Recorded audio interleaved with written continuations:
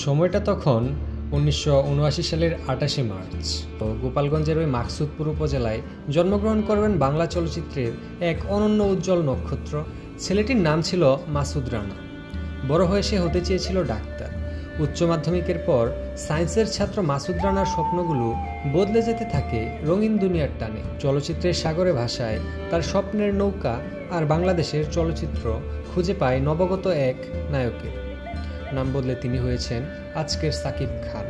হাঁটিয়াটি পাপা করে বহু স্ট্রাগলের পর আমাদের সাকিব খান স্টার থেকে আজকে মেগাস্টারে পরিণত হয়েছে। সকলের ভালোবাসায় আজ তিনি সিক্ত। এই মানুষটির কেরিয়ারের ২৫ বছর পূর্ণ হলো আজ।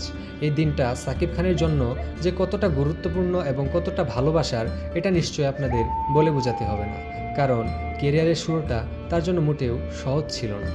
সাকিবের প্রথম ছবি অনন্ত ভালোবাসা সেভাবে চলেনি, তবু সাকিবকে নির্মাতারা একের পর এক সুযোগ দিয়েছেন। শাবনূর, পূর্ণিমা, মুনমুন তখনকার জনপ্রিয় অভিনেত্রী। তাদের সঙ্গে সাকিবকে নিয়ে কাজ করেছেন প্রযোজক, পরিচালকেরা। সে সময়ে জনপ্রিয় নায়ক ফেরদৌস, রিয়াজের সাথে অভিনয় করে সাকিব খান পারফরমেন্স দিয়ে পুরো লাইমলাইট কেড়ে নিয়েছিল নিজের দিকে, যার ফলশ্রুতিতে আজ সমসাময়িক সবাই হারিয়ে গেলেও হারিয়ে যাননি আমাদের সাকিব, বরং নিজেকে নিয়ে গেছেন এক অনন্য উচ্চতায়। মনোয়ার হোসেন ডিপজলের প্রযোজনায় ২০০৬ সালে সাকিব অপুর জুটির কোটি টাকার কাবিন মুক্তির পর সাকিব খানকে আর পেছনে ফিরে তাকাতে হয়নি। এরপর প্রিয়া আমার প্রিয়া, ভালোবাসলেই ঘর বাঁধা যায় না, শিকারী, নবাবের মতো সিনেমা দিয়ে নিজেকে নিয়ে গেছে সাফল্যের উচ্চ শিখরে। পেয়েছেন ৪ বার জাতীয় চলচ্চিত্র পুরস্কার।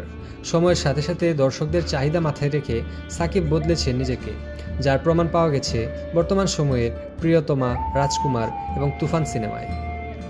তাই তো ২৫ বছরের দীর্ঘ ক্যারিয়ারেও সাকিব খানের জনপ্রিয়তা একটু কমেনি, বরং অনেক গুণেই বৃদ্ধি পেয়েছে, যার ফলশ্রুতিতেই নামের আগে বসেছে কিং খান, ঢালিউড সুপারস্টার কিংবা মেগাস্টার।